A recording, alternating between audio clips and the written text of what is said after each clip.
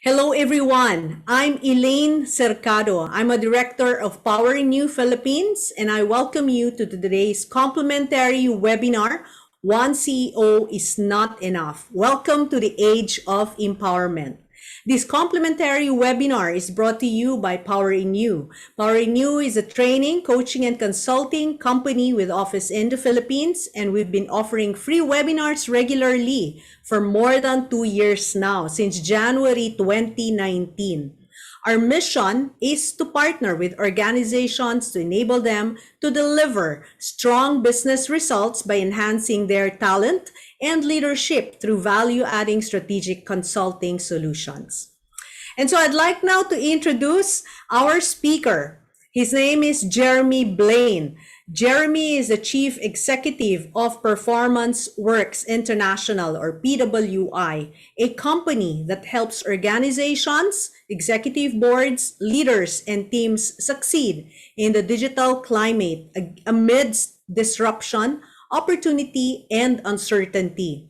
Jeremy combines leadership know-how as an international CEO and executive board officer in the UK and Asia, with his experience as a learning and human capital professional of over 20 years. Jeremy commands extensive experience as a transformation leader and advisor at the board level globally. He has operated on an international basis to launch successful businesses and to turn underperformance into excellence. This has included a 7-year as CEO for an international consultancy company based in Singapore, operating from India to the Pacific. Jeremy is a regular media commentator and has received coverage in numerous high-profile publications, including Forbes, CEO Today, Dialogue by Duke CE, Business Matters, HRM, HR Online, and more. Jeremy was also recognized for the second year in a row by his industry peers and customers, being named International Game Changer of the Year for 2019, 2020, and for the first time ever, a third consecutive time in 2021 in the ACQ5 Global Awards for his work in digital transformation, HR transformation, and workforce transformation. Jeremy has recently launched the book, The Inner CEO, Unleashing Leaders, rather, at all levels. So I wanted to show my copy, which Jeremy gave. I'm so happy with this. And of course, it's still one of my favorite. I'm still reading the whole book, Jeremy, and it's one of my favorite books, of course. For now, I'm still Of course it digesting. is. I'm still digesting everything.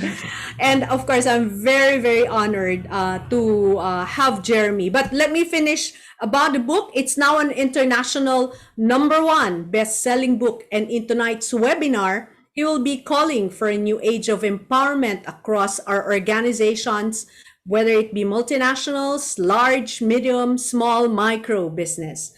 So, everyone, let us welcome our speaker, a very good friend for a very long time, Mr. Jeremy Blaine. Oh, and thank you very much for having me, Elaine, the Powering You team. I am so delighted to be here again. We've had a few of these, but this one's a very special one because it comes on the back of a few years of research, the publication of this new book, and something that I believe is very pertinent for today's workplace, which is bringing in a new age of empowerment. So during the presentation today, I will also be inviting you to take part in polls. And those of you that may have used Slido before, all you need to do is go to slido.com and put in that hashtag code that you see at the bottom of the screen. And you will be able to take part in all of the polls that I do. It's very, very simple. You can do it on your smartphone, or those of you on a laptop or desktop, you can do it through there as well. My assertion is that one CEO is not enough.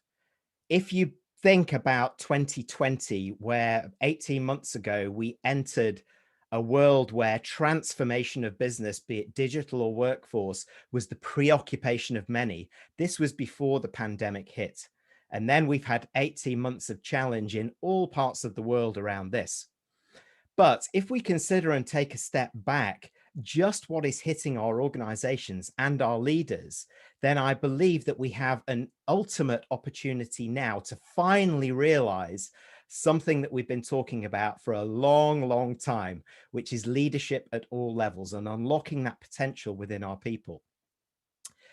If I move on, one thing that I believe around that is driven by this really, is that there are 5 key things which I call the perfect storm, which are hitting organizations and mainly executive leaders right now. These 5 forces in their own right are tough to manage. So you consider, those of you going through it in your organizations, digital transformation, adopting digitalization. What does that mean? How do we do it? How do we bring the people along with us? And how do we actually execute it, which is the key? Because you probably know, according to Forbes and IBM, that digital transformations up until 2020 had failed 84% of the times. That's because the implementation wasn't there. And the third element within these forces also was a key question, which I'll come to. The second, though, is organization culture shift. We have seen a huge decade of transformation hitting our organizations. So again, considering digital, the way the workforce is shifting, the move right now to hybrid working and the hybrid office, and many question marks in what that looks like. But as we modernize our organizations, also our culture needs to evolve and it needs to adapt to include the new values that are important to the business and to our people and to our leaders and to our management. The third force is what I call the emperor's new clothes, which is leadership readiness. I often say that some leaders that I work with, they can talk the talk, but walking the talk is something very, very different. We're at an age at the moment where the capability gap between employees and our most senior leaders, when we consider the new skills of today, digital skills, collaboration, working and communicating online, digital selling, mastering the virtual sell, all of these things. All of these are new skills which are being fueled by the evolution of the modern workplace. And it means that actually everybody has to catch up. And there is a responsibility for our leaders to unlearn perhaps some of the traditional practices from the 20th century and adopt the new knowledge, skills, and behaviors, which will help them modernize themselves and their organization and lead into the future.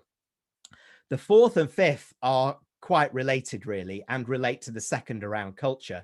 Future of workforce and ways of working. We're seeing the rise of the blended workforce, independent workers and permanent workers working together. We're seeing flexible working, part-time working. We'll see hybrid working. These things are challenging current HR structures, and potentially the way that our current frameworks in human capital management are set up perhaps are not fit for purpose. We need a new approach for a new era, for a gig era, the inclusion of independent workers with permanent workforce and the value that they bring. And that then goes to ways of working, workplaces, workspaces, digital versus non-digital working. Wow, you know, we're all in the middle of it. And the fifth, which is broadening diversity lenses.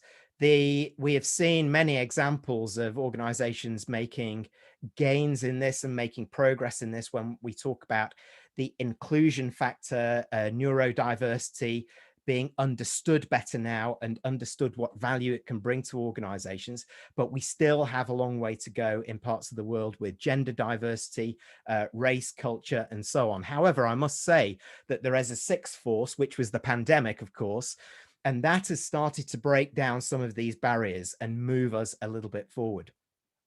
So I decided to do a little bit of a study behind this to see, well, what is the readiness level and what do employees, leaders want and need when they move out of this? So we asked leaders in a survey that I did called the Enlightened Leaders, you know, do you believe that you're ready for the future? Almost 7 out of 10 said, yes, we believe we're ready. So we asked the employees the same question, and it won't surprise you to hear that less agreed with that. It said 40% are, because actually they cited some very specific things, these new skills, behaviors that are needed. There is a huge rise in human-centered leadership, purpose-driven leadership and community-centered leadership, which many traditional organizations are missing at the moment. And these are the skills that a lot of the younger workforce are valuing, but also choosing in terms of the organizations that they are attracted to, but also want to stay within, interestingly enough. What this starts to impact when organizations are getting it wrong, and we saw a lot of this happening in the pandemic, is that it starts to chip away at confidence, engagement, attractiveness, loyalty. So some big human-centered measures within our organizations. So when we talk that a little bit further, you look at other surveys out there, and according to DDI, you've probably seen surveys like this before. Almost 60% of employees cite the reason for leaving is not the company, not the way it's working, but I'm leaving my bosses. It's my managers, it's the leaders. They're not doing the right thing. Employees are far more discerning now in what they are choosing. And as we go forward, when we look to actually the other side, the current high-performing companies, then there is a huge respect for the executive leadership, which is driving a strong sense of purpose at all levels, but a strong confidence in where the organization's going.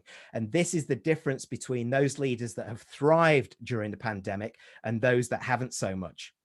So we asked all of these surveys set, the leaders and the employees, what are the traits that are most important moving forward so that we can collectively contribute to the business health?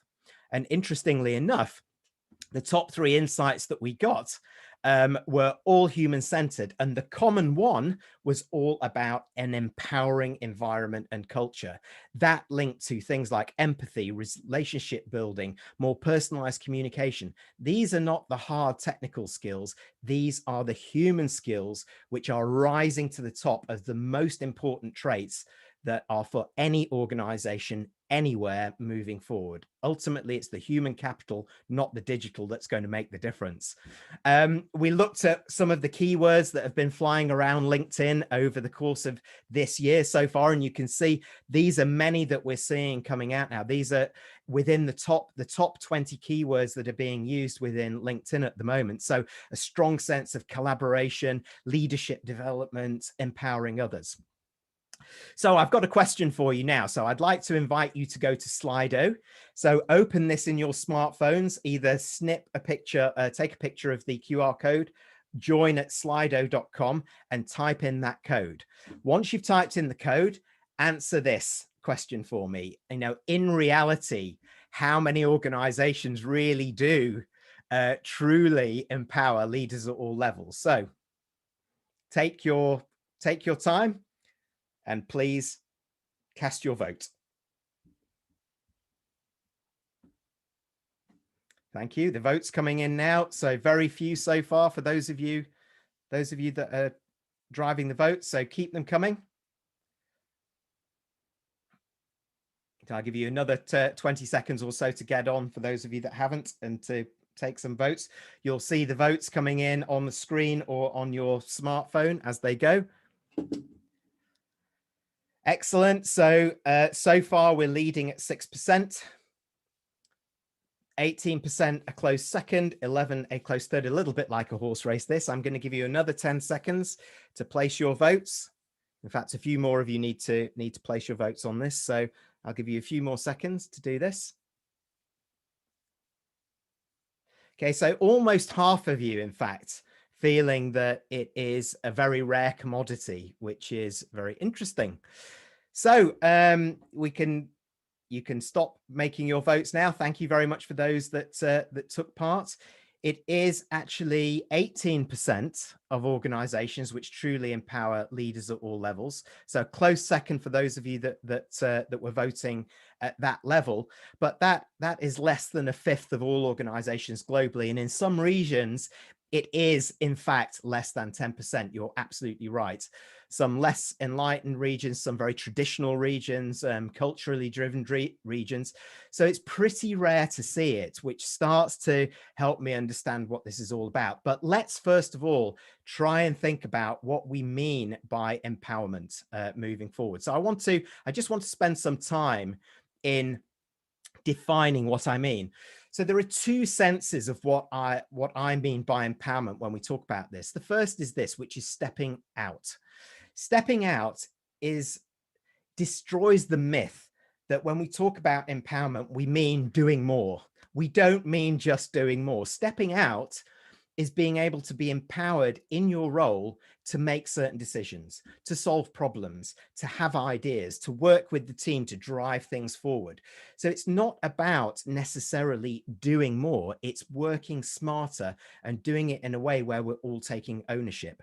However, where we have talent within the organization that believe has stretch, then that could be stepping up, going beyond our job description, contributing more strategically to the organization. And when they do, and when some of these organizations that you've just seen actually do have a chance to do that, then they clearly make gains. So I have another question for you on Slido. So you can reopen your app. So you just should be able to open your app and it will refresh this one for you now on the same app. According to the same research and including Harvard Business Review, Forbes and IBM, by how much did empowered organizations traditionally outperform traditionally led organizations over 2020? So this is during the pandemic. By how much? So keep those votes coming. So go on to slido.com again and type in the code. For those of you dialing in, the code is 574324. Keep those votes coming. So a strong belief already within our audience who is voting that empowerment can work when done right. Most of you so far, 70% of you so far, saying it's either somewhere between 20 and 25%. So keep those votes coming. So 20, that's it. We've got the votes coming in thick and fast now, which is great. Okay, excellent, excellent. Okay, so you can stop voting now. The number is indeed 20%. Congratulations to you all. Yes. Now that is a huge amount. So if I could go to organizations and said, I can give you a way to outperform your competitors by 20%, what are they going to say? They're going to say, show me, because we've had a year where performance is really difficult to get. And here's one organization that has done it really well that I'd like to show you.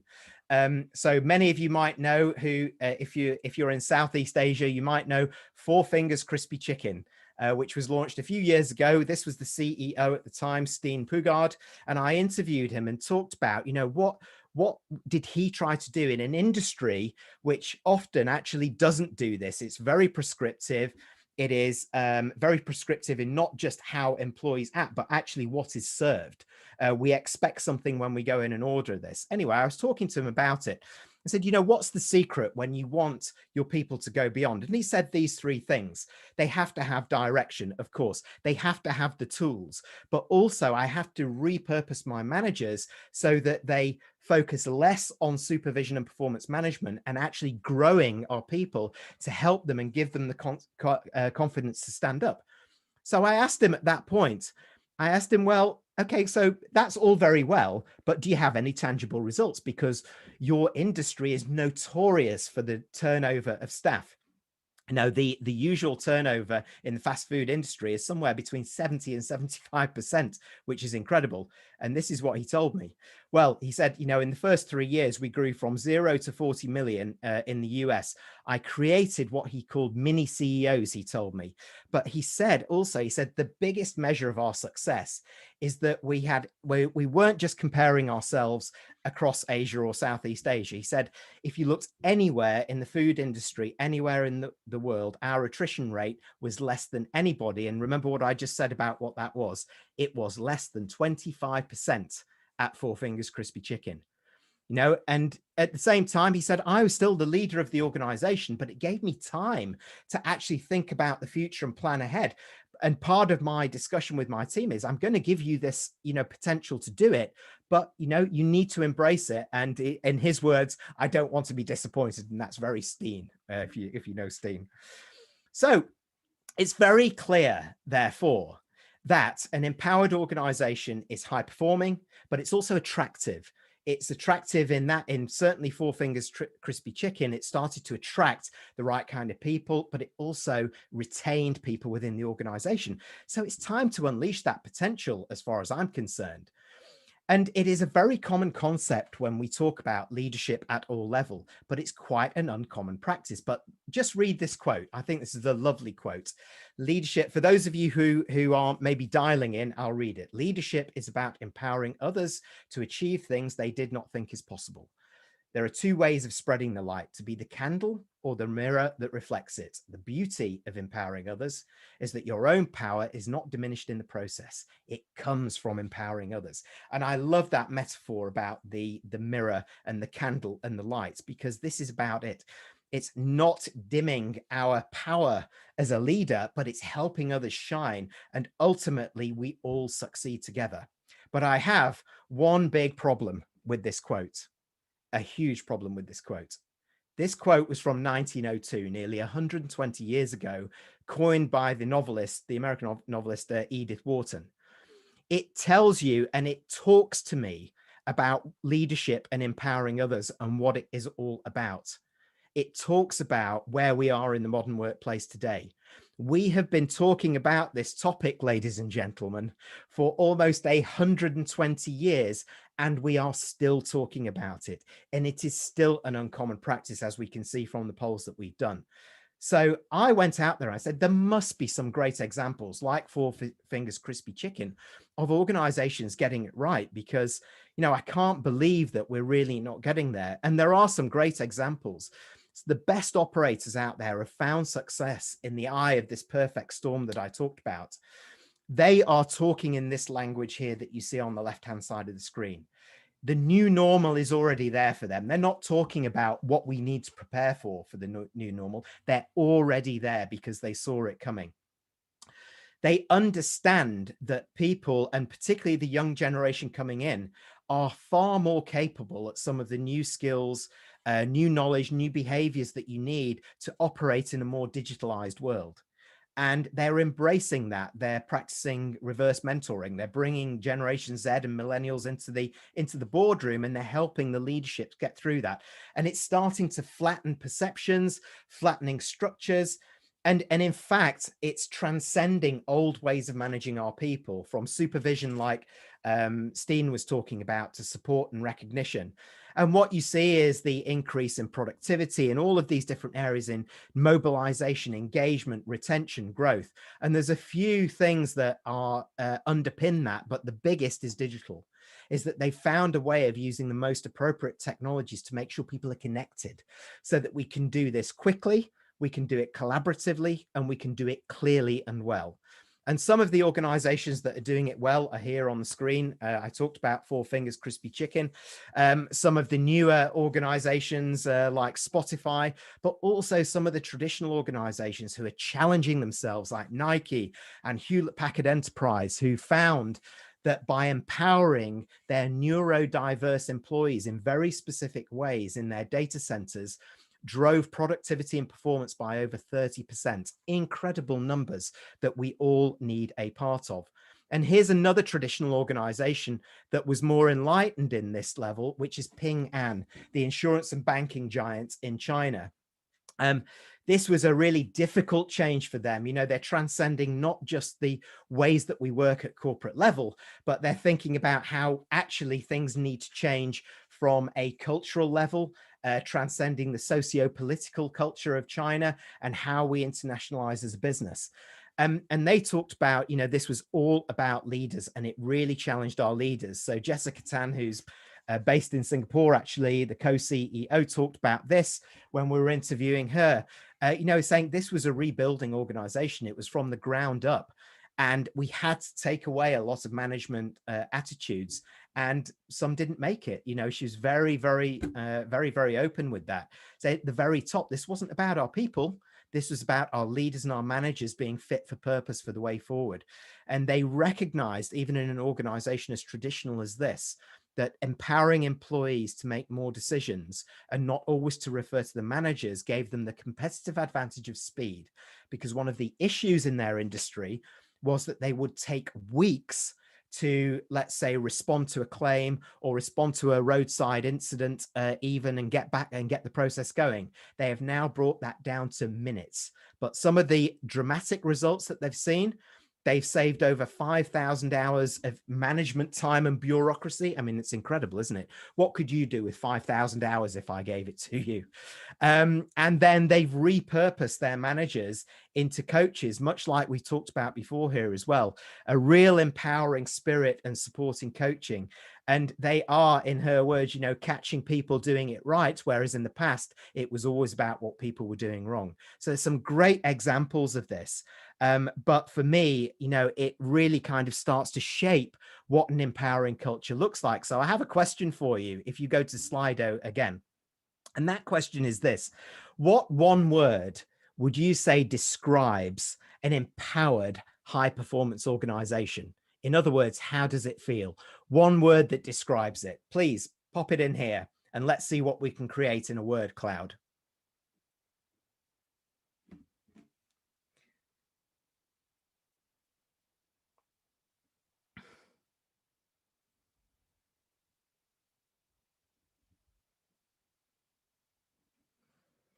Love that word freedom coming in.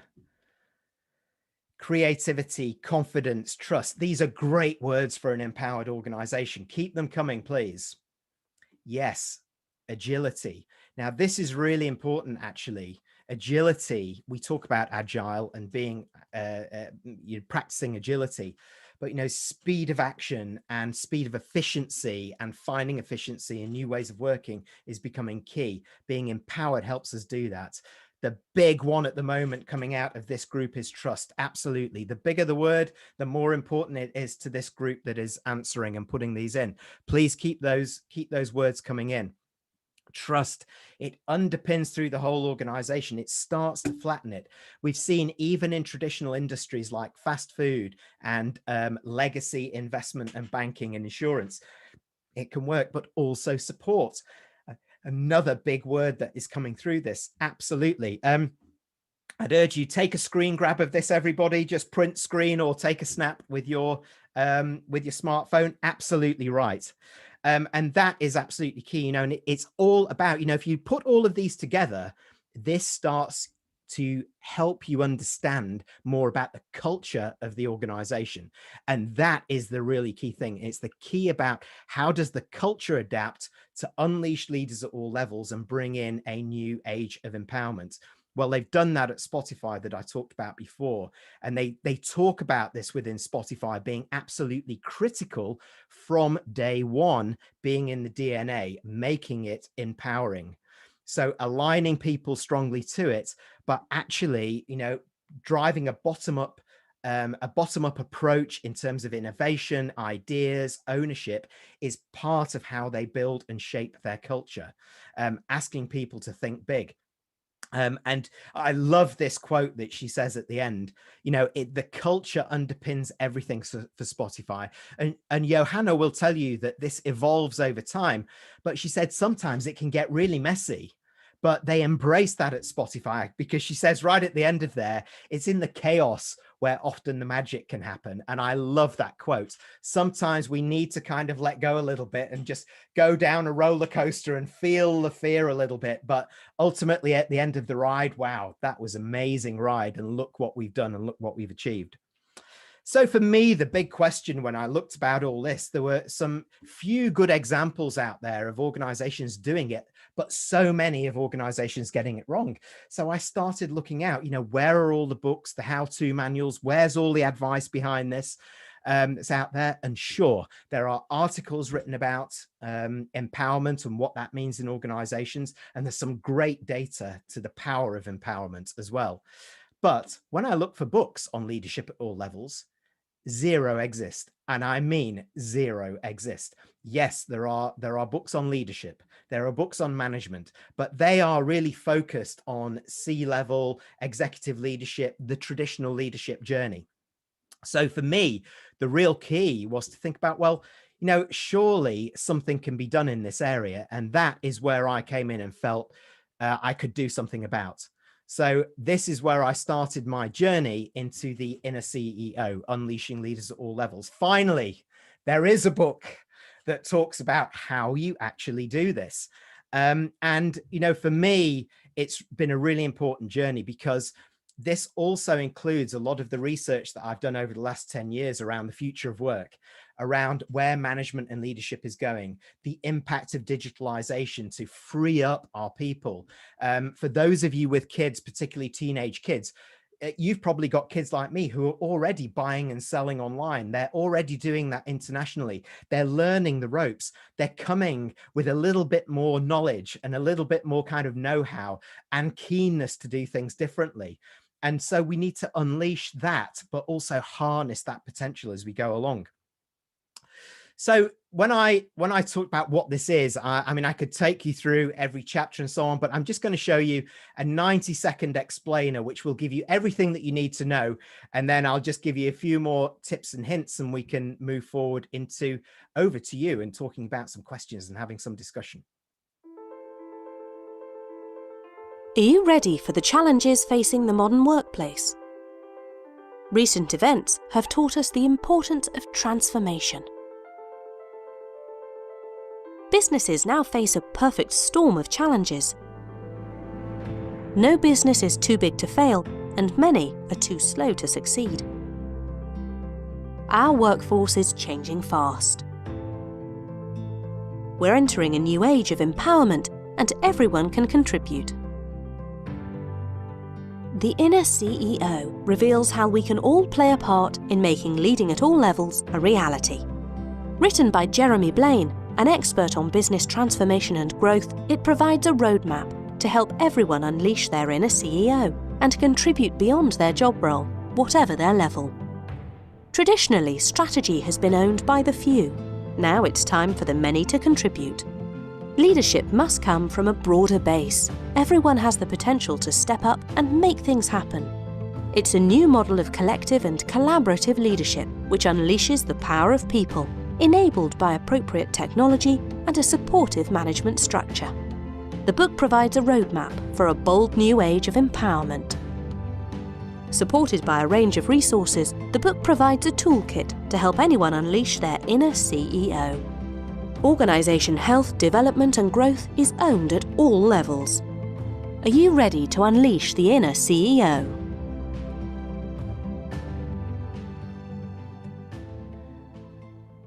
So that saves you having to listen to me go on about what's in the book. But you know, what's really important is that I felt that the time is right for this. We've been talking about it, yes, for 120 years, and still we haven't been able to do it right.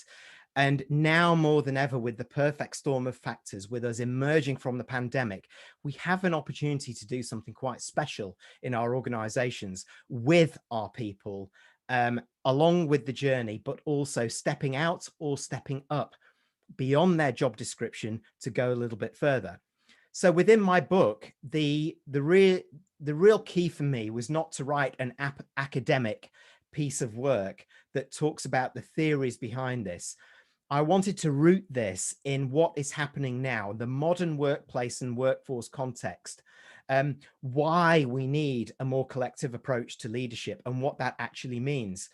And when I went into detail, it was very, very clear those organizations that had failed in the past at this were talking the talk about empowerment, and they were saying to people, go on, you take ownership for that, you can do it. But they were missing a key component. The organization level conditions and culture was not fit for purpose. So it soon failed, and that starts to disengage people. So I go into detail in the book at the two levels that we need to get right. And the first is organization. What is the structure? What are the conditions? What does the culture look like? What's the mindset shift at executive leadership and management level that fuels this?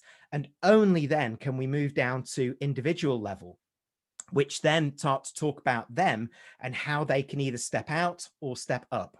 And I've supported this with two levels of assessment to go with both of those.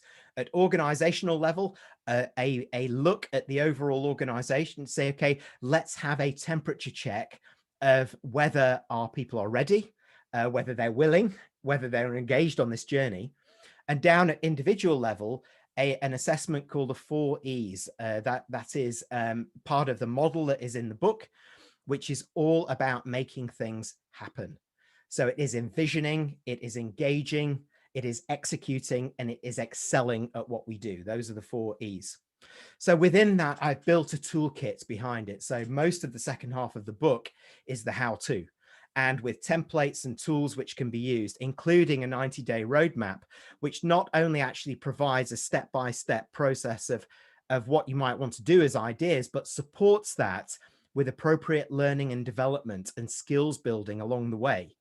But alongside that roadmap comes also clear week by week measurements. How do we measure this week by week so that we can start to measure this one by one and from day one as we move forward, rather than looking at the end? So we can start to look at what's working and start to press the accelerator level. If things aren't working, we can take a step back and start to look at organizational level and individual level.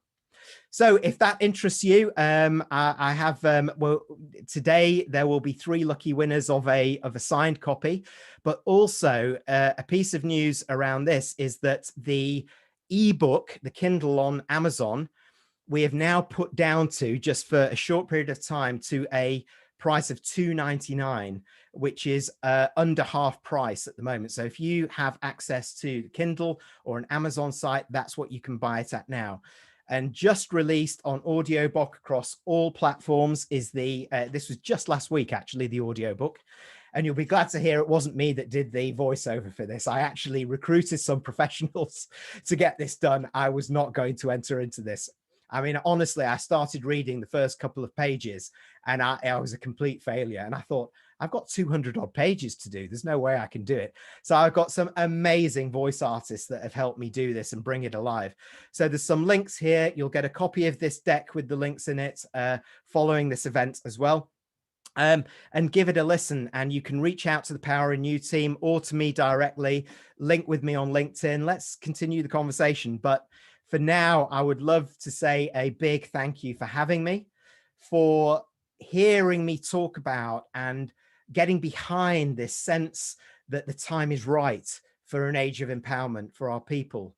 But also now I'm really happy to say that there is a way to do this at organizational individual level. It's time to unleash the inner CEO. Thank you very much.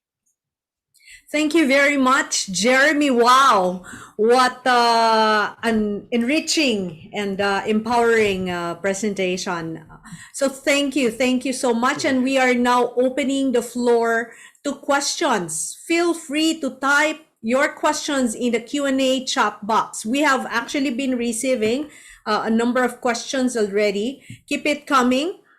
In the meantime, there were some questions as well that were pre-sent during the registration, and we'll start with that. Trina, will you be presenting something? Otherwise, I will read off from the pre-sent questions. Jeremy, how do you keep good people from being pirated despite of a budgeted salary from the company? Yeah, well, that's a good question. And it does remind me actually of the quote from Richard Branson, doesn't it? Which is, you know, well, what if I invest in all of this in training and development and my people leave? And his response to that is, what if I don't and they stay? You know, this is a duty of care to our employees. But the good news for organizations is that employees, particularly through the pandemic, have become more discerning in terms of the choices that they make. They're looking for the organizations that have demonstrated empathy, that have invested in their mental health and well-being, have invested in their skills so that they can become a remote worker, but also have started unleashing empowerment to them. And empowerment is a big part of this. You know, this is a key question that is being asked by new hires. You know, how empowering is the organization? How have you treated your staff and your people through the pandemic? So I think actually I possibly would have answered that question differently about a year, 18 months ago. But right now, I think it's good news because many organizations have learned from the pandemic within that. And these people who are not just being attracted to the organization, but are within it and experiencing that level, you know, the attrition level is declining. In fact, I talked about Spotify before. I was talking to another one of their human capital leaders, and they said they have experienced their lowest year ever of attrition within the organization. And when they went back to their pulse surveys, it wasn't about where we're going as a business, because there were still some issues about decisions that they'd made, like the Joe Rogan experience and so on, which many employees hadn't agreed with. What really made the difference were the human touches that the organization put in place for their employees during the pandemic, and that drove loyalty. Thank you, Jeremy. And I guess in relation to that, we'll pick up something as well on a question, tips on how to maintain control and motivation of your people now that everyone is working from home. So I think very close to that, and everything that you've said in the last half an hour or so. Empower them. Yes. Yeah, well, obviously empowerment is not the only thing. That is one, a strategy, but it's also a strong tactic for organizations that have started to shift their management mentality and structure.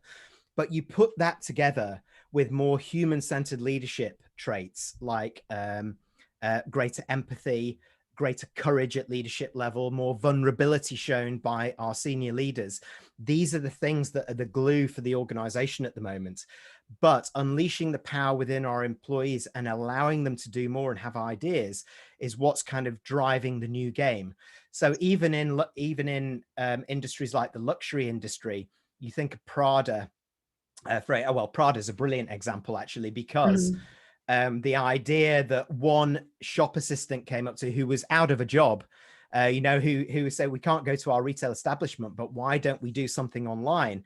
Her idea that was taken up is, let's move. I don't know if you can see my shirt, but my logo is there where it usually is there. Yep. What they did, Prada, is they moved their logo here. And it changed the game for their tops. They focused on tops for 18 months and lounge pants and shorts. And they grew their sales by over 30%. And this was down to an individual. So suddenly everybody was in the same boat, even leaders. We all know leaders that struggled with the move to remote working. Yeah, it's been a great equalizer, actually. If you think about it, everyone working from home, right? So, all right. I'll shift now to the ones that are sent directly to me. Let me just pick up as I get them. What would you say is the single biggest challenge for a leader in today's world, and what should a leader unlearn to be more effective? A couple of questions there. Yes, well, the single biggest challenge from my perspective is how to navigate the future. When the future is volatile, it's uncertain, it's complex, it's ambiguous, and it's two more things. It's distributed and it's unpredictable. So I've added a VUCAD to this now. I've just invented a new word for you. But that is also another key reason why I'm championing empowerment as one of the solutions behind this, because if you can, and it doesn't have to be everybody in the organization, because not everybody wants to or is ready to step up or step out. But if enough people do it, if management are more focused on a growth mindset to support this and grow it, then suddenly there are much more people collectively taking control of some of these implementations, tactics, some of the actions that need to happen. And suddenly a leader is able to start to focus on what's important for the years ahead. So that is the one thing. But in order to do that, from a skill set perspective and the unlearning bit, responding to that question, it's actually, it is unlearning the 20th century, if that makes sense, because we are in the 21st century right now. It is about what are the new skills and traits that they need, which are harder skills, but also power skills. They're not soft skills anymore. Emotional intelligence is a core component. All these words that I used before, empathy, awareness, all of these things, it is fundamental to emotional intelligence. And I've seen a few comments on that already around that. So it's understanding that, one, we need to modernize our organizations, and that's a huge challenge to do that, just with digital transformation. But then secondly, it's adopt a different mindset as a leader to be more human-centered, because that is the differentiator for leaders at the moment. Those are the most important traits and trends that have come from the Enlightened Leader research that I talked about before. But also the other component, which I didn't talk about much, was the community center. So the best leaders right now, in sort of a different answer to this question, are becoming forces for good. They understand they have a responsibility to society, to the planet, to climate, all of these big macro issues that we have, inequality at macro level, you know, across the world, all of these things. If all leaders start to think more in line of purpose, people, profit, rather than shareholders and profit, then I think we'll be in a much better place. But this is absolutely at the heart of it. Okay. Purpose, people, profit, in that order. And power skills. I like that. Power in you. Let's stop talking about soft skills. I find it very frustrating when people say soft skills. They're not. I agree. And I like the stepping in, stepping out, stepping up. Yeah. Yeah. All right. Yeah. And you know what's it? Sorry, just one more point, because I've seen a few comments come in. I would say that within this digitalized era and modern workplace, the human touch is more important than it ever has been. So that's why those human skills at leadership level, I think, are critical. That's right. And in fact, now there's a question on related to human touch. As a practitioner of EI, emotional intelligence, I'm trying to make the people I work with embrace progression over perfection, and often question the status quo, and it seems people are not ready. How can I slowly integrate failure tolerance to keep trying new things, and to keep trying new things in a structured mindset within the organization? Well, that's a really good question. And it plays to the point that I realized when I started writing my book, because funnily enough, when I started writing the book, I was thinking about individuals, and I was asking the same questions as that, actually. And I suddenly realized that I was missing a huge component, because I shouldn't even start that journey with the individuals before I've tackled the organizational level. So we need to understand, and it's a mindset shift. So the mindset shift at leadership level has to be right. Are they ready? It's not about our people being ready, actually. It's more about, is our leadership ready, and is our management, our line management ready to either practically or in theory or notionally flatten our structures and look at management of the business in a different way through an empowered organization, an empowered working. So this starts to shift the culture of the organization. And only then, when people start to see that, you start to see that the big word in our word cloud before was trust. Without that trust at leadership level, it won't happen. So if leadership make that shift, what they can put this all on a platform is of psychological safety, as far as Dr. Amy Edmondson kind of coined the phrase. If that is in place as a solid foundation, then I think in relation to this question here, you can fail fast, fail often, fail early, and you can start to think of it more as versioning. This is version 1. We might get it wrong, but version 2 will get better. We'll learn from it. So agility of learning, speed to learning, and speed to performance is really key component of this. But the conditions have to be right first. And that's a big, big part of my book. Okay. So it's really that starting from there, from the top, from the organization. All right. I'll go back to one question from the pre-sent, although there are many actually coming in from the chat box, either directly to me or sent to everyone. Let me just pick one. Is empowering your people enough for being an effective coach? Hang on. Okay. Got it. Oh, that's a very interesting question. I know I don't think it's enough. I think it's a component of what it is. So, and empowering people isn't about being a coach either.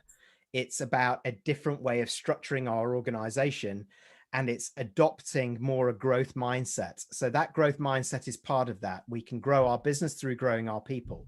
Part of the tactics around that might be to greater empower them. That might be to step out even in their role within the team. You make some decisions, you move some things forward. But ultimately, actually, it will be that the skills that are more associated with coaching and support and growth of the individual, which will make the difference as a coach.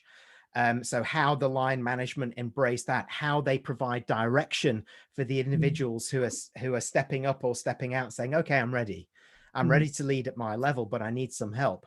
So it goes beyond coaching for the job description or the KPIs I have to hit. And the manager has to adopt a mindset that said, I have to balance the need to hit my targets in the operational role with the need to grow this individual and help them with leadership skills, with management skills, help them potentially on new projects they're driving forward, and help that kind of overall team and individual success. So I suspect it's a lot more individual components, but that is definitely one of them. Yeah. And being if I can just add, Jeremy, being a certified coach myself, we coach the coachable to start with, right? Yeah. And of course, in the corporate world, if this is about the corporate world context, there's a balance, as you said, between coaching or asking and telling.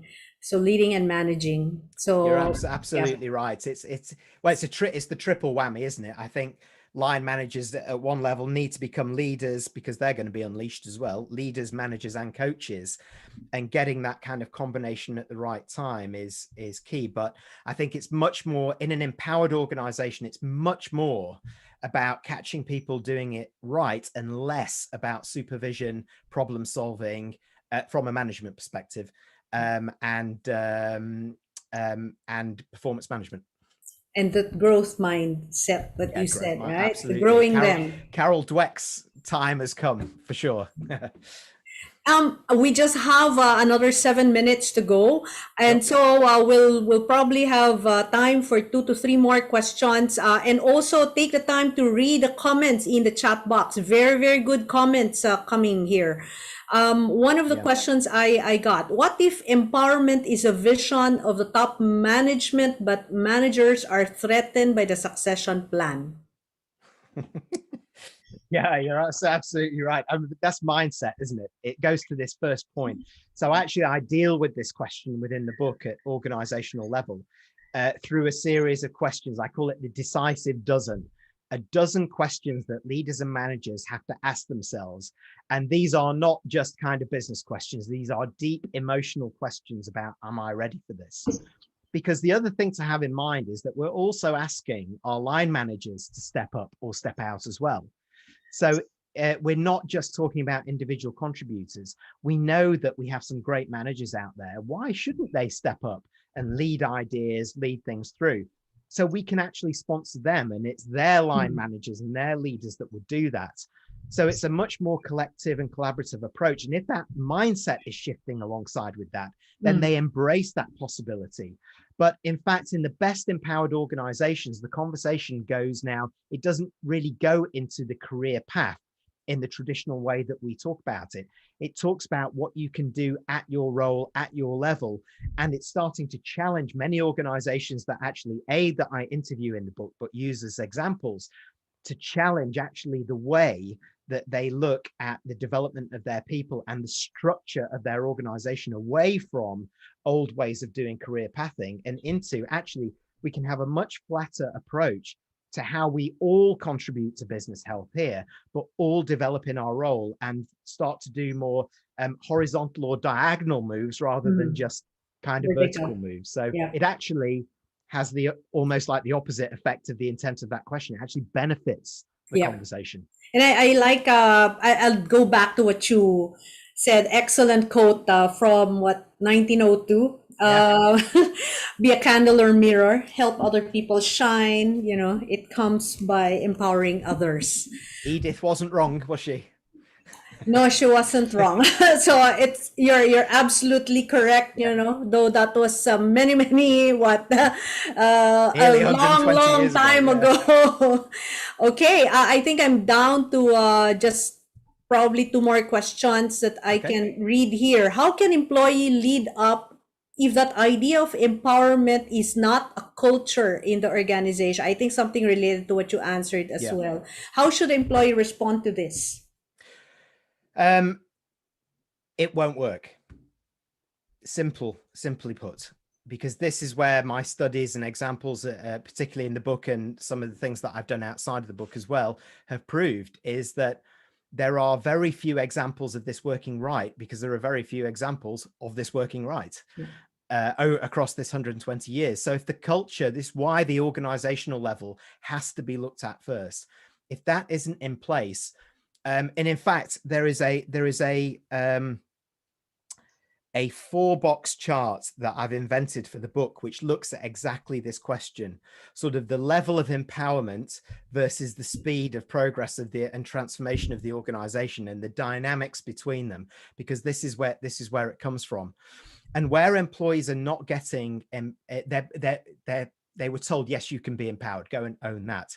But if they don't see the recognition, rewards, or the benefit of doing so, then they're starting to vote with their feet.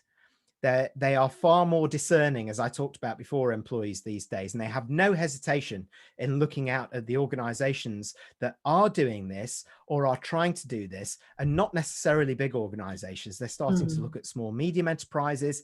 They're starting to have a lens of 2-year career paths with an organization. I don't need particularly to be promoted up here, but I want to learn, I want to thrive in a situation here, and then I want to try something new. So it's the challenges at organizational level. And if you try to empower people with that in place, it is doomed to failure more often than not. Okay. So you need to rapidly stop and rewind. So that means as well, the culture really has to be there first, right? So one last question, and I only have probably a minute left, Jeremy, for this. Okay. A quick answer to what are the 3 most important traits of a CEO that will be vital in the survival of a company, especially during the pandemic? Yes. Okay. So this absolutely links to a piece of research that I did earlier this year that I referred to, the Enlightened Leader. The number one coming back from employees in terms of the need for modern day leaders to demonstrate that they can bring people along with them is empathy.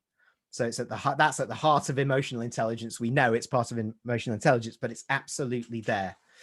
The ability to collaborate and build relationships across levels is within the top 5 as well, within those traits. And that comes in at a strong number 2 across both. And the third one, as I said, common to both leaders' responses and to both employee responses, was a trait of being more empowering. And for me as an employee to become empowered and take more ownership. So that has suddenly become a trait which employees are looking for from their leaders. And everything that I've mentioned there is a human-centered trait. It's not about the business chops or the technical skills. Yes, they need the digital skills. They need to navigate the future. They need to do all of these kind of things, but it's the human-centered skills and the ability to engage and mobilize people in a more empowered way, which is making the difference. Okay. Thank you. Thank you so much, Jeremy. Wow. Pleasure. Very, very, Pleasure.